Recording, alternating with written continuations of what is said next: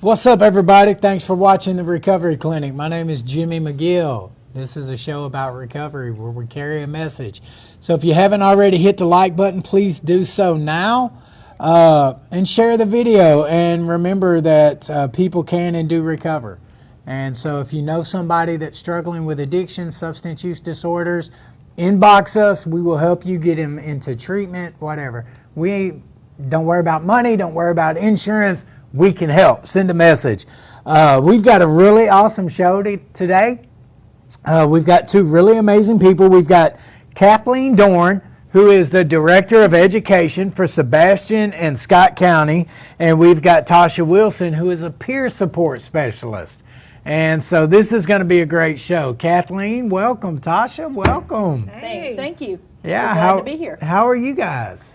We're here. Did you have a good drive up? And lots of rain. Lots of rain. Yeah. Yeah, I was thinking about that. I was stuck on the freeway, and I was like, I hope they make it. So talk to us a little bit about what your title is and what it is you do. Well, I am the Director of Adult Education for Sebastian and Scott counties. And right now we are working with adults who need their GED, who need to learn English, learn a new work skill that possibly could take them to a higher wage, or just help them refresh their skills that could take them to a higher wage or even to get a job. Yeah. That's basically what we do at the adult education. That's a pretty big title. Pretty big job. It is a big job. So I was in prison when I got my GED, and I will never forget it. Like, the pretest was terrifying to me because I had an 8th grade education. I couldn't get my test, and so I would take the pretest and I would fail. That's right. And I would take it again and I would fail. And then they finally gave me a teacher that was like, hey, listen, we're just going to teach you what you need to know to pass the test. And so the day that I got my results in, like, my entire behavior changed. You're a new person. I was a new person. I was excited. I absolutely felt a new like I had accomplished something. So, like, I'd been a I don't know if you guys know this, but I was a little knucklehead when I was incarcerated. So my stuff, my mindset shifted when I got it. I was proud, and I was excited to go in front of the parole board, and so that's really cool.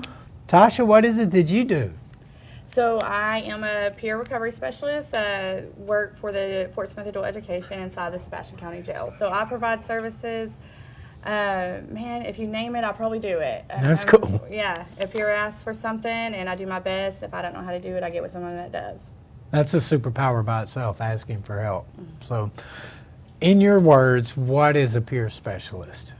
A peer specialist is someone in long-term recovery who has came out on the other side and wants to work with other struggling addicts that are still actively using, find a new way to live. That's good. That's good. And so you guys are a team. That's right, we are. Dynamic duo. Adult education director, recovering person. That's right. Tackling the county. Yes. Changing the entire community one life at a time. Changing the lives is what I like to look at it. You're making the families stronger, you're keeping the kids with their parents, and you're bringing them out from one place and putting them in another place where they can survive and they can live together. That's great. So what made you want to put a program? Now, let me get this right. You guys are doing the PACT project, which is Peers Achieving Collaborative Treatment. That's a state initiative, if you're watching and you don't know, between the Arkansas State Drug Director's Office, DHS, and local agencies around the state that want to utilize peer support to reduce recidivism. And so you guys partnered with Sebastian County Sheriff's Office, hired Tasha, and you actually work inside the jail providing recovery support. Yes. What made you want to do that? I've been in some format of adult education for over 25 years. Right. And you always see the struggle, and you can see it in people's eyes, and you want to go, I want to help you. But there's only, at the time, there was only a certain way that you could help these folks. But you knew that there was a way to help. And then until it got personal, or you see friends, you see family members, you see things like that go on in your world, and you go, wait a minute, there's nobody out there helping them. Yeah. And if we don't step up and help, then who is? Yeah. And right, sometimes adult education is the first place that they want to start, and that's where we want to be able to provide all the services that we can. Yeah, yeah, that's good. So, are you seeing some hope already? Oh, right off the bat? absolutely. I mean, Tosha came to the Adult Education Center. I feel like it's my home. I'm there 10 hours a day. Came on one. That's good. I was like, wait, are y'all sisters? I mean, what's going on? No. But we're there. I'm there about 10 to 12 hours a day. And Tosha came up one day and she said, Kathleen, she said, I'm talking to the girls and it's all going well. She said, I even had one of the ladies tell me that I just want to stay in jail so I can go through the program. Wow. So then I knew what we were doing was the right thing to do. And as long as I'm doing the right thing, then that's what we're going to do. You know what it's called when you get a person willing to stay in jail? Hope. Absolutely. For the first time ever, that person has found something worth fighting for. That's right. And is willing to stay in an uncomfortable situation for the hope of new possibilities. Yeah, that's awesome. And that's what we're about. And if we can change the lives while they're inside, they can come out and they can be with their families, they can be with their kids, and hopefully everything will go right. So what are some of the challenges that you've seen so far? Challenges are trying to find people like her, trying to find teachers like her, because it takes a special person to go inside of a jail and to teach. That's never been there before. And yeah. My main thing is to find people like her that will go in. That's good. And now you had to actually go up against the system to fight for Tosha, right? Yes, we did. That was. I mean, I don't want to dive into the background, but like her history. It was because it wasn't normal for a school district to hire someone with her history. Yeah. And so we had a lot of phone calls. It took about 3 weeks, and then last Wednesday, we got the green light, and I called you and I said, we're all good. Yeah, so that's, Kirk Lane and Deborah Bledsoe fought for me like that, right? Like, and so what people don't understand, Tosha, is they're like, oh, we have to work around that person. Well, what about that person? You know, everybody's looking at me or Tosha like, well, there they go. That's that one person that did that one stuff. We've got to hold our head high and face everybody that's thinking these things about us. Exactly right. You want to talk about, let's see who's really uncomfortable about working around who. There's only one of us, and there's a whole force of you guys. and we don't have any option but to hold our chin high and take it square on the chin. And she's amazing. I could not be more thankful for her because she does hold her head high and she gets her job done, and she's working way above and beyond of what I ever expected. Yeah. To be quite honest. Well, so in my experience, people like us, we are twice as grateful for the opportunity, so we work twice as hard. She does. And she fought twice as hard for the life she's got, and so she has a deeper appreciation than most people that haven't had to fight for it. I understand that, and she's taught me a lot. I bet. I love when Kirk tells me that. When he says, I've learned a lot from Jimmy, I'm like, yeah, he has. Yeah, he has. So Tosha, talk to us.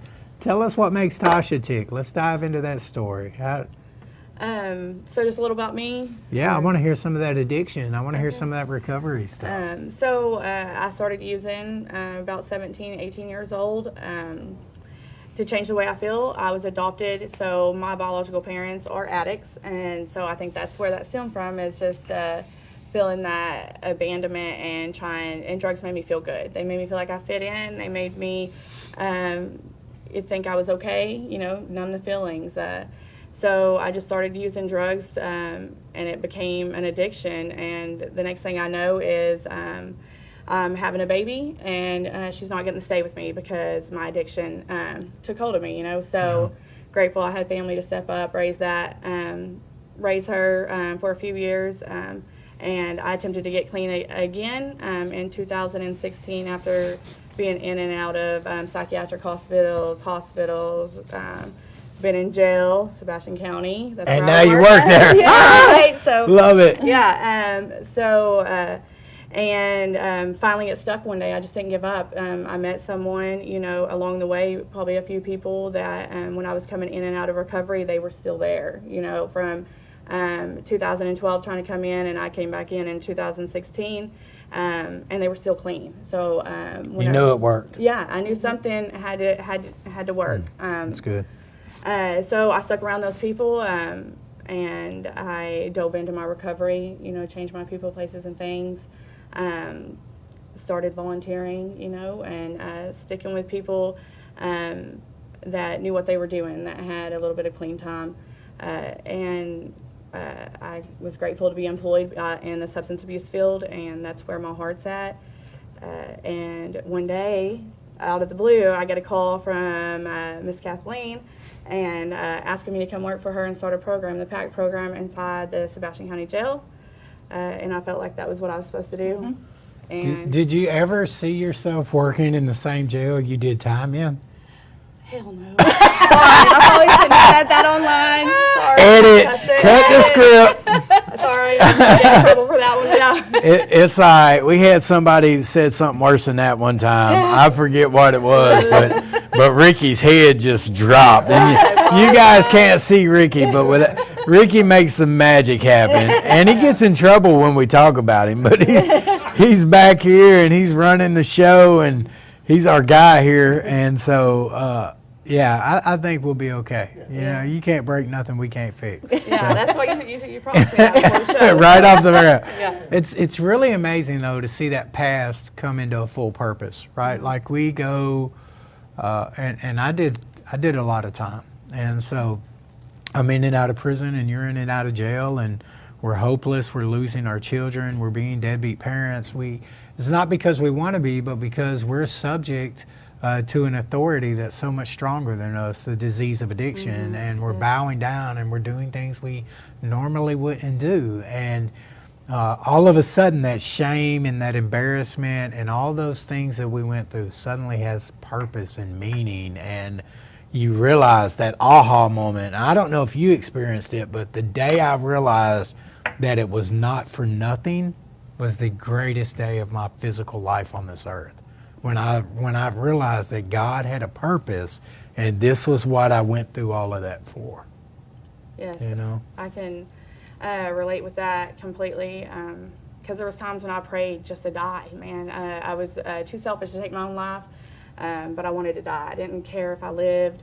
And I remember also praying for me not to use when I was pregnant, because this thing inside me was growing, you know, this baby. And I couldn't stop. It was We something. could. Yeah, I get it.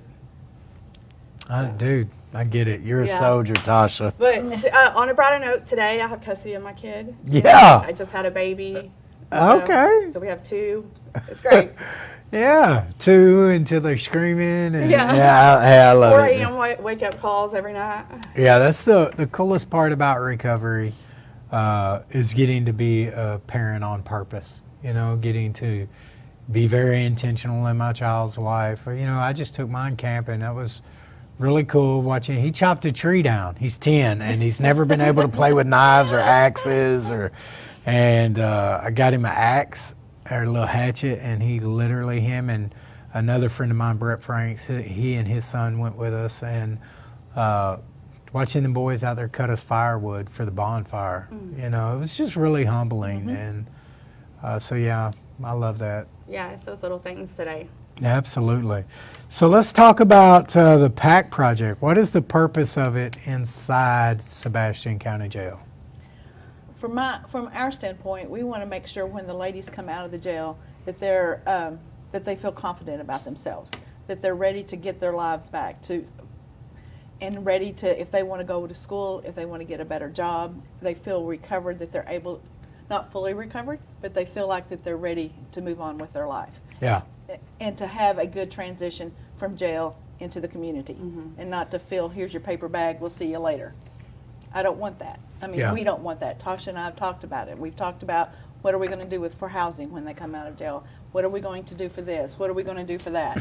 And we're working on it. Yeah, we'll get some. Housing is hands down the most important That's right. piece, and it's also the biggest service gap we have. Absolutely it is. Quality housing where you can really learn to stand on your own, and it be a decent place to live.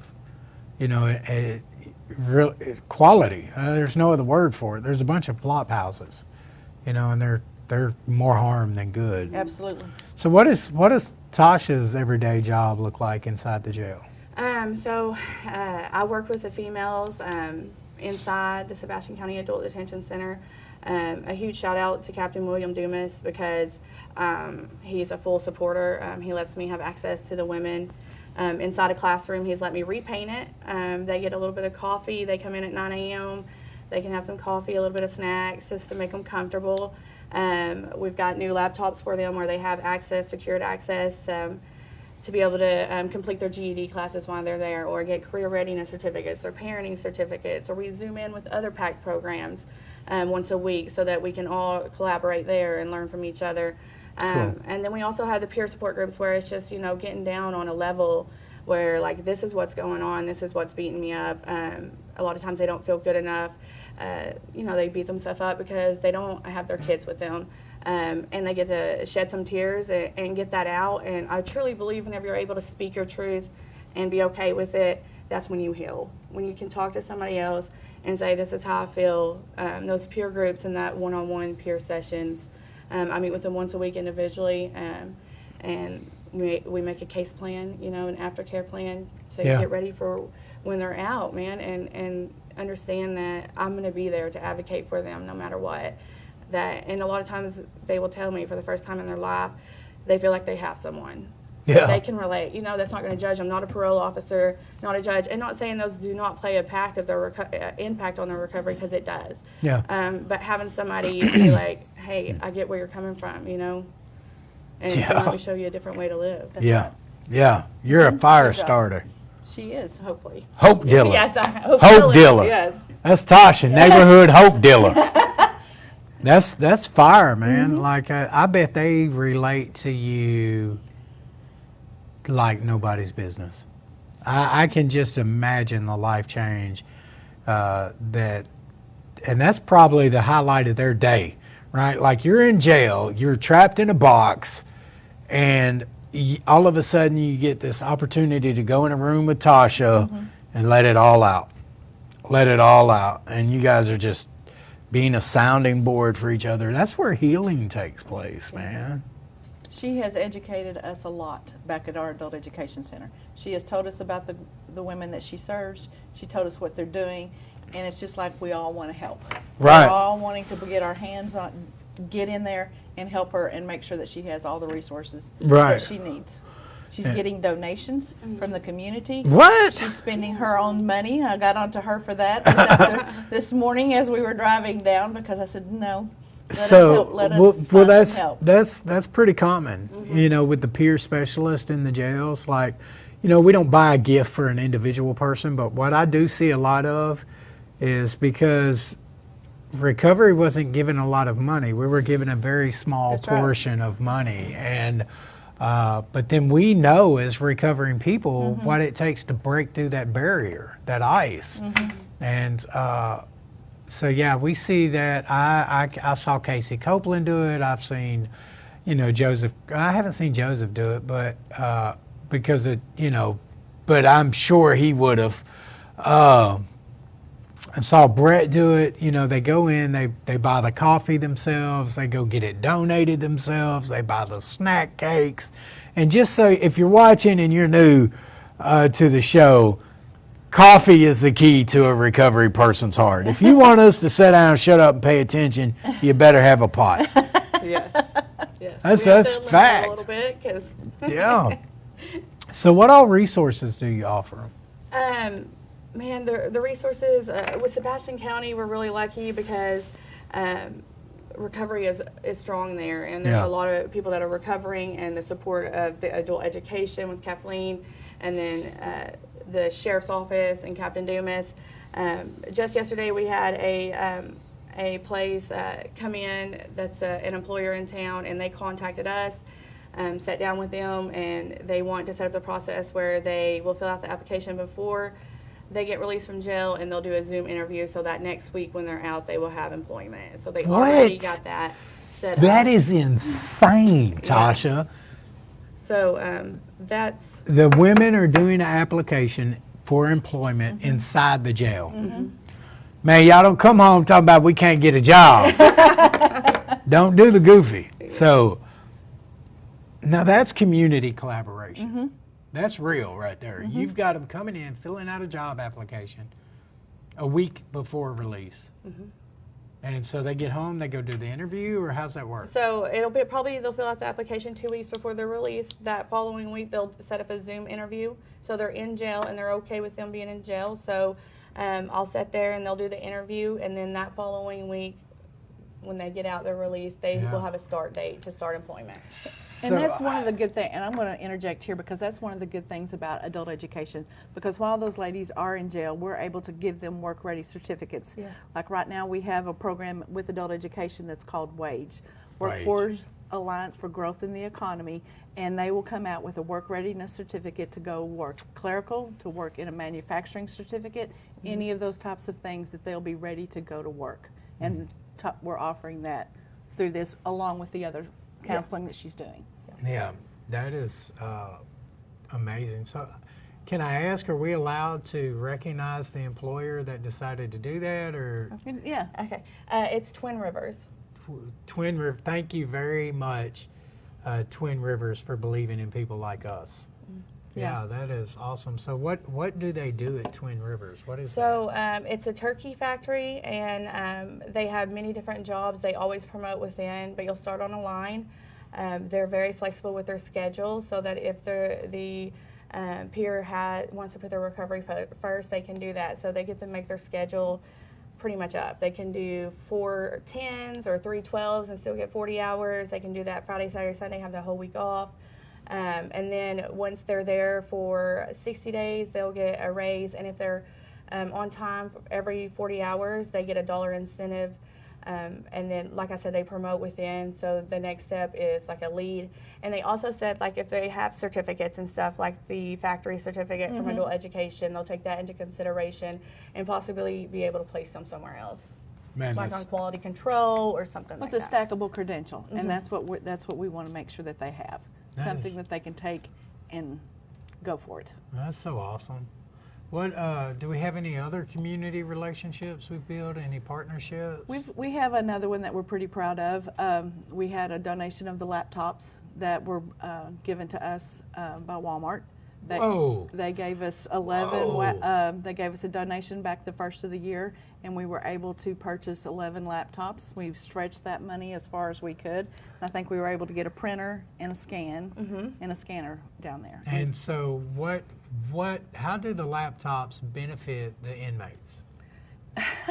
Tasha goes down there to the education room, and she's taking pictures of it, and she goes, Kathleen, look at these computers, look at this. And I said, Tasha, just pick it up and take it out there and put it in the dumpster. I said, that is 10 years old, we're not going to use it. But after we took the memory out of it and everything, we were able to get rid of everything. And this way the women, when they get out, they've seen everything that they need to see and able to go to work in an office setting or in a manufacturing setting, and they're ready to do it.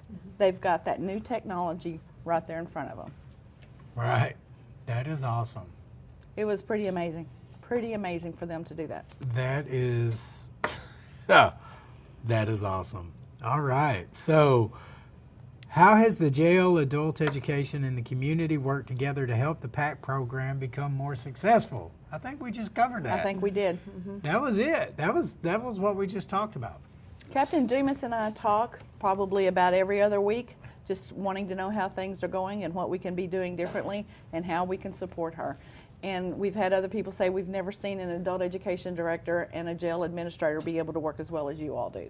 And don't forget the recovering person. And the recovering person, that's right. So, I mean, to paraphrase, and normally I don't do this with stigmatic language, but we got the addict, the teacher, and the cop. Oh, gosh. Ain't that crazy? That's what we got. That's history right. making, right? Yeah, but that's how you break stigma, man. That's how you do it, you know, people believing in us and creating those opportunities. So have you had some really cool experiences with the women in your position? Oh, definitely, yes. We have a ton of laughs, a ton of cries. It's all a learning because this is the first program. So they kind of teach me as much as I'm teaching them sometimes, when we're doing stuff. And because they tell me what they want. If I'm doing something or offering a peer group or anything and they want to do a different topic, I'm open to that, But like I said, that one story about the girl just... It resonated with all of us. Yeah, yes. And that she wanted to stay right there until she was ready to go. And she's still with me. So, I mean, what was her other option to go? Where was she going to go if they released her? Well, let Tosha. Well, I think she would only get a suspended sentence, and so she wanted to participate in that, which is saying even more, because that's getting out and getting to go back to the free world. But she just expressed that she wanted a different way to live because she knew if she went back out there to the same people, places, and things with no different. Exactly. Yeah. Yes, and I think that's what the girls are realizing too, is that the true end to an addict's life isn't jail or an institution; it's death. Yeah. You know what I mean? When I see somebody come back to jail, sometimes I'm grateful because they're there. Because I know they were using, and maybe I can touch their life this time. Because a lot of times we're going to see them in the newspaper. I found my recovery through incarceration plus a recovering person. Yes. I am definitely with you on that. How did you get clean? Sebastian County Drug Court. Oh, Drug Court. Yes. Judge Tabor. Judge Tabor, yes. And it changed my life. It taught me how to live. Right. That is so awesome. So, you got clean through law enforcement, so I saw a meme yesterday that said, real eyes, real lies, real lies. Yes, So okay, I'm yes. like, well, we recognize it because we've been there, we've seen it, and, I think what makes us successful in our job as peer workers is the fear of being judged is removed, right? Like, you're a woman in long-term recovery, so somebody else, another woman in long-term recovery, is not afraid to open up to you because the fear of you judging them for doing the same things that you did is automatically removed. And that is a contributing factor that's not there with a clinical worker, right? In most cases. Yeah, in that's most power. cases. That's the power behind the peer program, I believe, is, and you asked if there was any significant things or things that touched my life or just in general, and that happened. There was an experience where, female addicts, they tend to do stuff that they don't like, to get their drugs. And this one was so ashamed, and being able to, everybody in the group relate in some sort of way. It removed that. It removed that embarrassment and that guilt and that shame that she wasn't good enough to be clean and live a life worth living. So how does it work? Like, do you get all new girls at one time, or does one person graduate and then you get a new girl, or? They are continuously coming in. So it's just a constant rotation. So when you get a new girl, are they abrasive or skeptical at first? I mean, what does that transition look like? Definitely skeptical.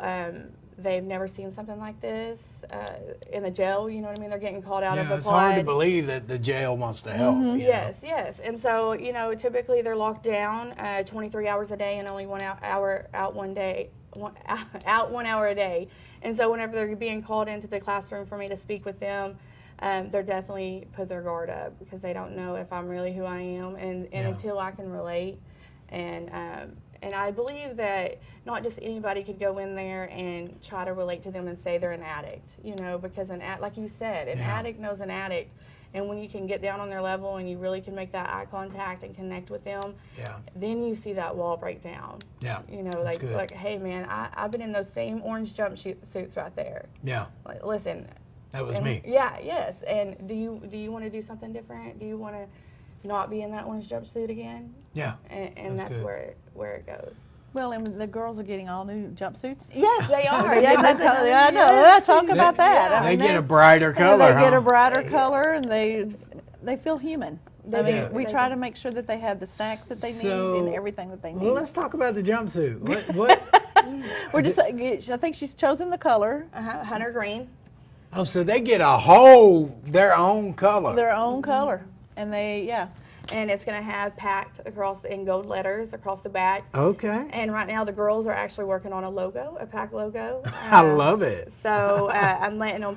Of course, you know they're addicts. So at first they wanted to do this whole Big. They want to do it big. I was like, Yeah. let's calm it down. I need to understand. I want people to be able to just identify it and know that's where that came from. You know? Yeah. And so they toned cool. it back a little bit, and they've got about 5 different choices, and they want me to go around and ask. They actually want to involve the deputies. That's crazy. They want them to vote on their logo.